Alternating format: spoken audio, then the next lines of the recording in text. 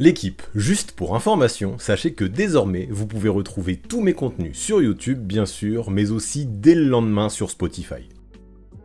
Salut la team, j'espère que vous allez tous très bien. Que vous soyez en train de chiller en terrasse, de galérer dans les bouchons ou encore en train de préparer votre Fantasy League de l'an prochain, soyez prêts parce qu'aujourd'hui on part sur une vidéo un peu à part. Un petit bonus qui était pas prévu à la base, mais du bonus haut de gamme, enfin j'espère. Ouais, parce qu'aujourd'hui on parle de ceux qui ne sont pas dans mon top 100 NBA All-Time version 2025. Ou plutôt ceux qui étaient à deux doigts d'y être, des joueurs exceptionnels, marquants, parfois historiques, mais que j'ai laissé de côté, volontairement en plus de ça. Et croyez-moi pourtant, c'est pas parce que ça a été volontaire que ça a été simple. Parce que là on ne parle pas non plus de role-players sympas ou de carrières anecdotiques, non, on parle tout de même de joueurs iconiques. Certains étaient dans mon top même d'il y a 5 ans, d'autres auraient pu y être aussi cette année, mais au moment de trancher, il a fallu les laisser de côté. À quelques centimètres du Graal, vraiment, et ça a été clairement des crève-cœurs. Ceux-là donc je vais vous les présenter aujourd'hui. Par contre, c'est important cette fois-ci, je les ai pas classés par Greatness, c'est juste une liste, par ordre alphabétique. Pour recontextualiser, je vous mets ici l'intégralité de mon top 100. Pour le faire, j'ai appliqué mes critères à la lettre. Grandeur, palmarès, impact historique, influence réelle. Et même si ça pique, même si ça divise, ce top 100 c'est pas une compilation nostalgique, non, c'est un parti pris, assumé. D'ailleurs, si vous voulez mieux les comprendre, ces critères, avoir tous les détails, je vous donne rendez-vous sur la première vidéo de cette série. Là-bas, il y a tout le mode d'emploi. Mais la vidéo d'aujourd'hui, c'est l'occasion d'expliquer certains choix, certaines mises à l'écart, et finalement de répondre aussi à pas mal de vos questions en commentaire sur les vidéos précédentes. Ce que je veux faire, c'est revenir sur ces grands noms que j'aurais adoré intégrer, mais qui finalement n'ont pas passé mon cut.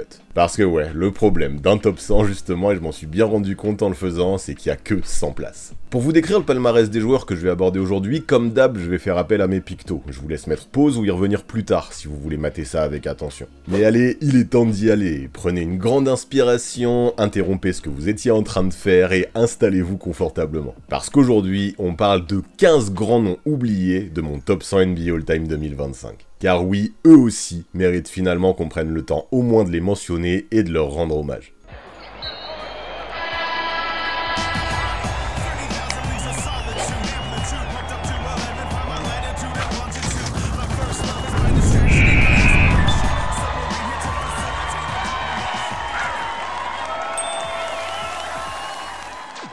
Et allez, premier joueur oublié pour aujourd'hui, Dave Bing. Un nom peut-être un peu effacé dans la mémoire collective, mais un joueur majeur des années 60-70. Sur le CV, ça en impose. Rookie de l'année en 1967, meilleur scoreur NBA dès sa deuxième saison avec plus de 27 points de moyenne, 2 fois All-NBA First Team, 7 fois All-Star et MVP du All-Star Game en 76. Au total, plus de 18 000 points, 5300 passes et une moyenne de 20 points par match sur 12 saisons. Bing, et ça j'aime bien, chez lui, c'était un meneur très atypique pour l'époque. Un joueur élancé athlétique qui scorait autant qu'il organisait, une machine offensive ultra fluide, capable de driver, de tirer, de passer, la référence offensive des Pistons pendant près d'une décennie, mais aussi un mec qui s'est battu toute sa carrière avec une vision partiellement floue et qui a failli perdre l'usage d'un œil après un choc en 1971. Il revient quand même et claque 22 pions de moyenne en jouant avec une rétine partiellement décollée, un guerrier silencieux. Après Détroit, il finira sa carrière à Boston, puis Washington, avec tout de même encore quelques beaux restes. Alors pourquoi il est pas dans le top 100? Parce qu'à un moment, l'impact collectif finit par peser. 5 petites campagnes de playoffs, une seule série remportée, et encore c'était en sortie de banc à la fin avec les Bullets. Bing a longtemps porté des équipes moyennes, sans jamais vraiment briller en post-season, et malgré un top 3 MVP en 71, ça reste trop léger pour entrer dans mon classement. Mais qu'on soit clair, Dave Bing fait partie des grands, juste pas des 100 plus grands à mes yeux. Deuxième grand oublié du jour, Jimmy Butler, un joueur aussi fascinant qu'imprévisible. Un joueur capable de transcender une équipe sur une série, ou encore de tout faire péter dans le vestiaire.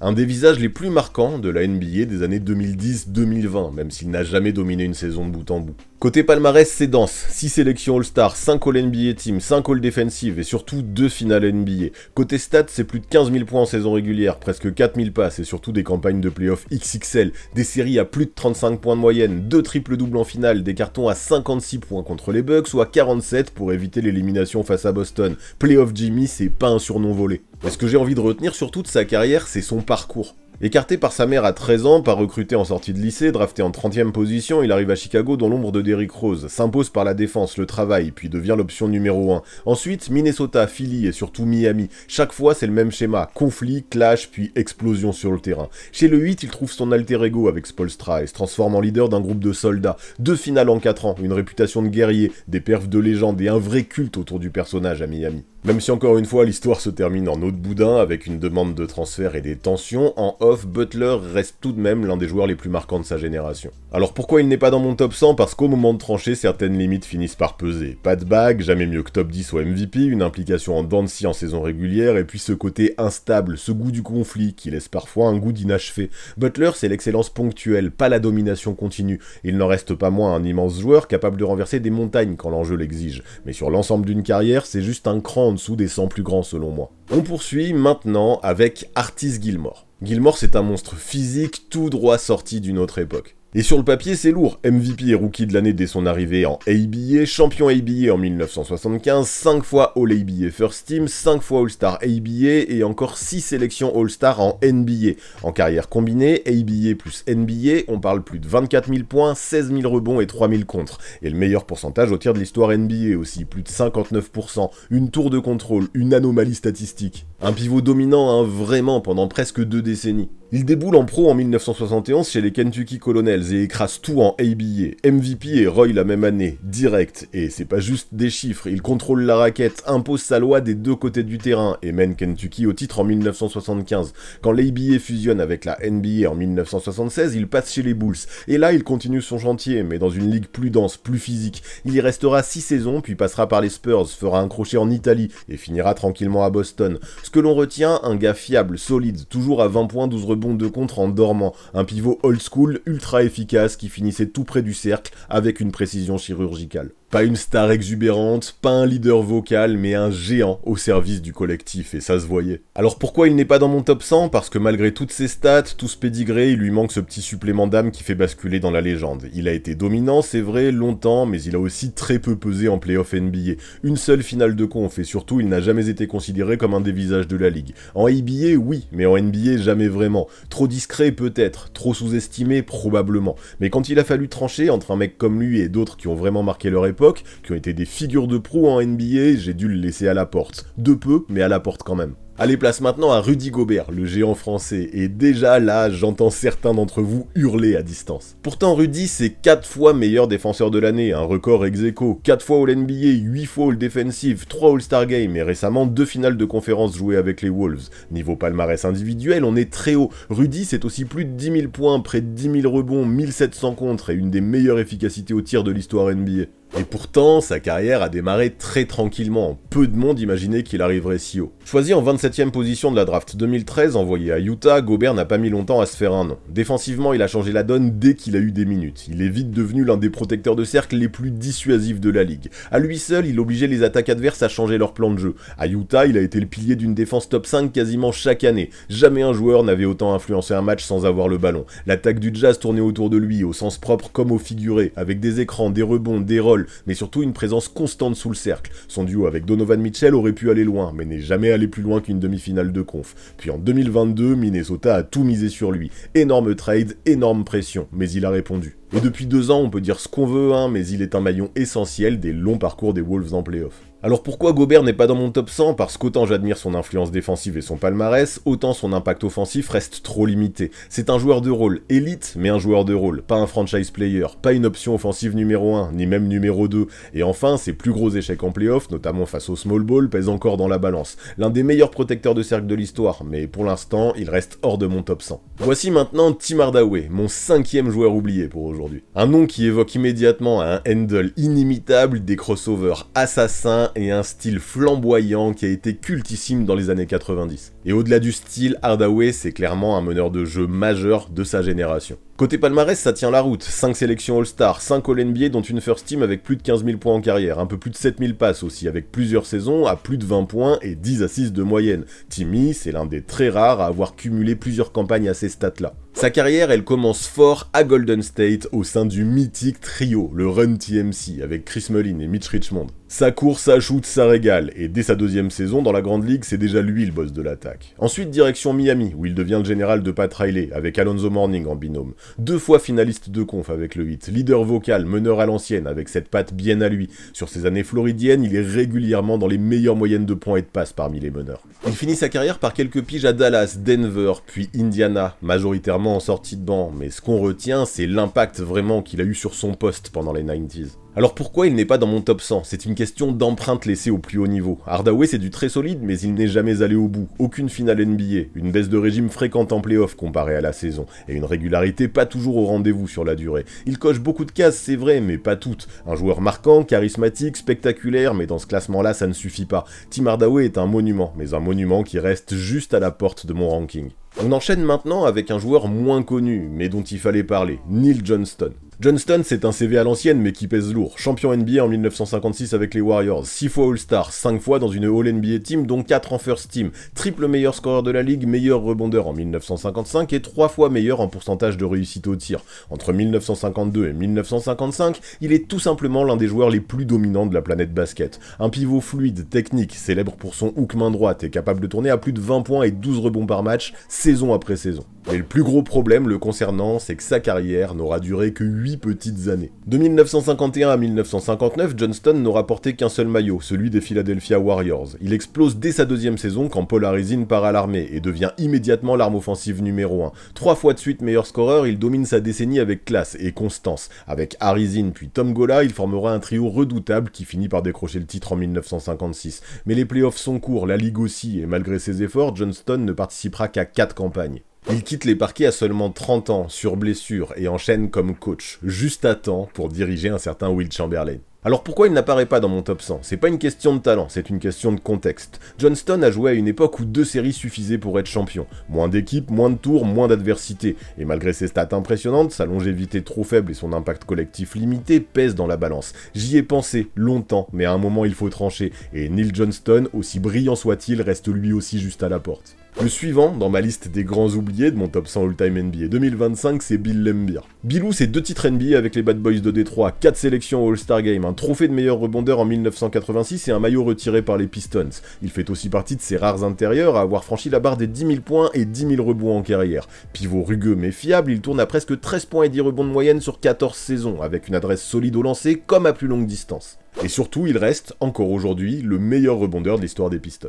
Mais le nom de Laimbeer dépasse les chiffres. Quand on parle de lui, on pense à autre chose. Le trash talk, les coups bas, le regard noir, la légende. Drafté au 3e tour, passé par l'Italie, il rejoint Détroit en 1982 et incarne vite le sale gosse ultime. Un pivot provocateur, dur au mal, qui agace autant qu'il soulage ses coéquipiers. Avec Isaiah Thomas, Joe Dumars, Rodman et Chuck Daly sur le banc, il devient le méchant parfait dans le film des Bad Boys. Capable de shooter à 3 points, d'écarter le jeu, de dominer le rebond défensif et de faire péter les plombs à tous ses adversaires, de Bird à Parrish en passant par Barkley. Un rôle assumé jusqu'au bout et prolongé ensuite, avec succès en tant que coach en WNBA. Alors pourquoi il n'est pas dans mon top 100? Parce qu'à un moment, l'aura ne suffit plus. Laimbeer a marqué la ligue, oui, mais n'a jamais été considéré comme un joueur majeur. Pas une seule sélection All-NBA, jamais All-Defensive et une réputation de provocateur qui a parfois éclipsé ses vraies qualités. Un bon pivot, un super rebondeur, un cerveau du vice, mais pas un des 100 plus grands joueurs de l'histoire à mes yeux. Maintenant, parmi les principaux oubliés, je voulais absolument parler de Bob Lanier. Lanier, c'est 8 sélections au All-Star Game, un MVP du match des étoiles en 74, plus de 19 000 points, près de 10 000 rebonds en carrière et un maillot retiré par 2 franchises. Un intérieur massif, ultra technique, au hook ravageur, capable de sortir à 5 mètres ou de te dominer au poste. Un vrai pivot old school taillé pour les 70s. Lanier, c'est d'abord une décennie à Détroit dans une franchise aussi instable qu'attachante, avec Dave Bing d'abord, puis seul contre tous. Il enchaîne les saisons à plus de 20 points de rebond, claque un 48-16 sur Portland, enchaîne les coachs et les galères, mais ramène quand même les Pistons en playoff à plusieurs reprises. Il rejoint ensuite Milwaukee avec des genoux en carton, mais toujours clutch, et surtout, il participe enfin à plusieurs campagnes solides de post-season. À défaut de jouer les finales, il incarne le respect, l'endurance, la régularité. Alors pourquoi il n'est pas listé dans mon top 100? Franchement, ça s'est joué à très peu, mais malgré son talent, Lanier n'a jamais été All-NBA, jamais dominant en playoff, jamais finaliste. Dans une ligue saturée de pivots monstrueux, il a souvent été le presque au sommet, presque dans la discussion. Il est un géant respecté, mais pas un des 100 plus grands à mon goût. Allez, voici maintenant un très grand oublié, sûrement le plus gros crève-cœur de mon top 100 all-time à mon goût, j'ai nommé Damian Lillard.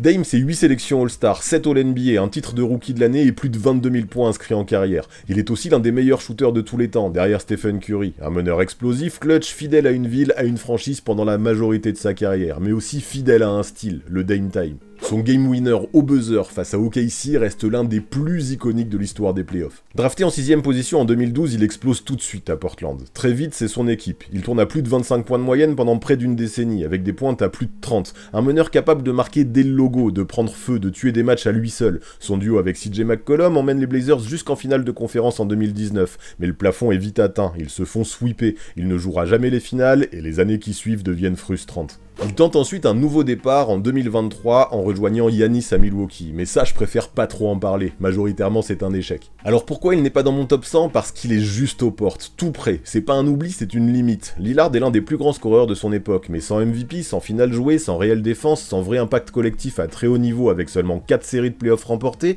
il reste pour moi dans le groupe juste après. On parle d'un tueur, mais pas tout à fait d'une légende all-time je pense. Pour continuer maintenant, je vais parler de George McGuinness. McGuinness c'est un palmarès XXL, surtout du côté de la ABA. 2 titres de champion avec les Pacers, MVP de la saison en 75 et 3 fois All-ABA First Team. En NBA, il sera 4 fois All-Star et 2 fois All-NBA. Au total, plus de 17 000 points, 9 000 rebonds et des playoffs légendaires au début des années 70. Sa carrière a démarré très fort dans sa ville natale d'Indianapolis. À peine sorti d'une saison folle à l'université d'Indiana, il rejoint les Pacers en ABA et rafle 2 bagues dès ses 2 premières années. Puis en 1975, il sort une campagne dantesque, 30 points, 14 rebonds, 6 passes de moyenne, et des playoffs où il claque des séries historiques à base de triple-double à 50 points. L'année suivante, il file à Philadelphie, fait ses débuts en NBA, continue de dominer statistiquement, atteint les finales en 77 avec Julius Erving, puis passe brièvement par Denver avant de revenir boucler la boucle à Indiana. Mais peu à peu son niveau baisse, son corps lâche et il raccroche à seulement 31 ans. Alors pourquoi il n'est pas dans mon top 100? Parce que tout ou presque repose sur son passage en ABA, une ligue qu'on respecte mais qu'on doit pondérer. En NBA, McGuinness a brillé quelques saisons sans jamais franchir le cap ultime.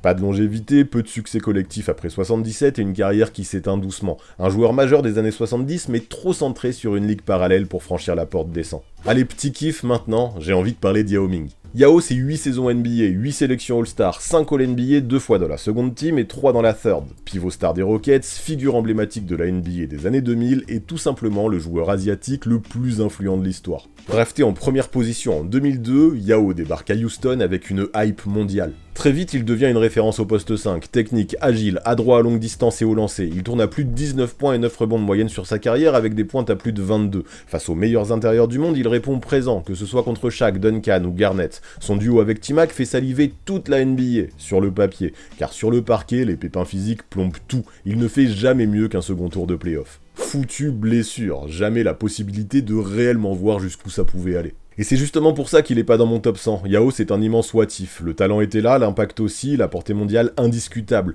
Mais 8 saisons dont 3 tronquées et aucun vrai run de playoff, ça reste trop juste. Une légende globale, oui, un symbole encore plus, mais pas un des 100 plus grands basketteurs de l'histoire à mon goût. Ah, maintenant, je veux parler d'un joueur que j'ai vraiment beaucoup trop kiffé dans les 90s, Mitch Richmond. Richmond, c'est 6 sélections All-Star et un MVP d'un All-Star Game mythique, 5 All-NBA, un titre de rookie de l'année en 1989 et une bague glanée au bout de banc avec les Lakers en 2002. Mitch, c'est aussi plus de 20 000 points inscrits en carrière. Un scoreur pur, précis, constant, l'un des arrières, je pense, les plus sous-estimés des années 90. Drafté par les Warriors en 5ème position, il forme avec Tim Hardaway et Chris Mullin le trio légendaire du Run TMC. Un jeu flashy, offensif, rapide, qui fait vibrer Oakland, mais qui ne dure que 3 saisons. Richmond est envoyé à Sacramento ensuite, où il va passer 6 ans à empiler les points dans une équipe moribonde. Toujours entre 21 et 25 de moyenne, toujours clutch, toujours sérieux, mais jamais vraiment dans la lumière. Il finit sa carrière avec des courts passages à Washington et Los Angeles où il va enfin gagner un titre sans vraiment jouer. Il reste les fesses clouées au banc pendant les playoffs. Alors pourquoi il n'est pas dans mon top 100? Parce que malgré ses perfs, Mitch Richmond a passé l'essentiel de sa carrière dans des équipes qui perdaient. Il n'a joué que 23 matchs de playoffs en 14 saisons. Pas de run marquant, pas de vraie influence historique. Un super joueur, régulier, respecté,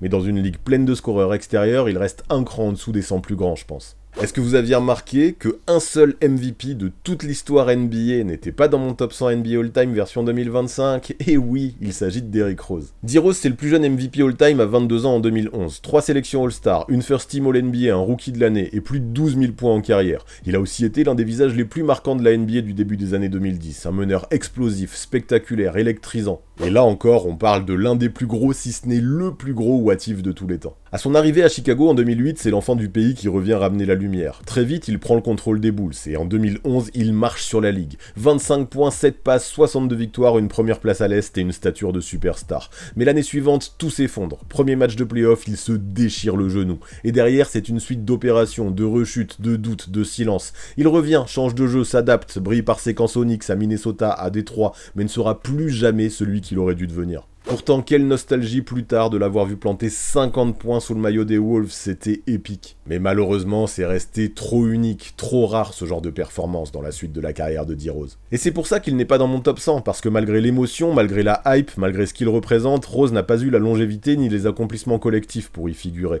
Il fait partie des grandes figures de son époque, mais selon moi, en tout cas, pas des 100 plus grands joueurs de l'histoire de la NBA. Avant-dernier de mes 15 oubliés, voici désormais Ben Wallace. Big Ben, c'est 4 titres de défenseur de l'année, autant que Dikembe Mutombo et Rudy Gobert, 4 sélections All-Star, 5 All-NBA, 6 All-Defensive, mais à la différence de ses deux compères, lui a remporté un titre NBA en 2004. Il a aussi été le cœur, la voix et l'âme de l'une des toutes meilleures défenses de l'histoire. Non drafté, formé dans une petite fac, Wallace fait ses armes à Washington, puis explose à Détroit au début des années 2000. Moteur des Bad Boys version 2.0, il impose un style, pas de points, pas de tir, mais une défense étouffante, des contres féroces, des rebonds en rafale et une rage sans égal. En 2004, il éteint les Lakers de Shaq et Kobe en finale et fait entrer les Pistons dans la légende. Il joue aussi à Chicago, Cleveland, revient finir à Détroit, toujours fidèle à son style. Une légende défensive, brute, respectée par toute la ligue. Mais pourquoi elle n'est pas dans mon top 100 alors? Parce qu'en dehors de sa décennie défensive, il lui manque les autres cases. Pas de longévité offensive, peu d'impact statistique global, un rôle très spécifique.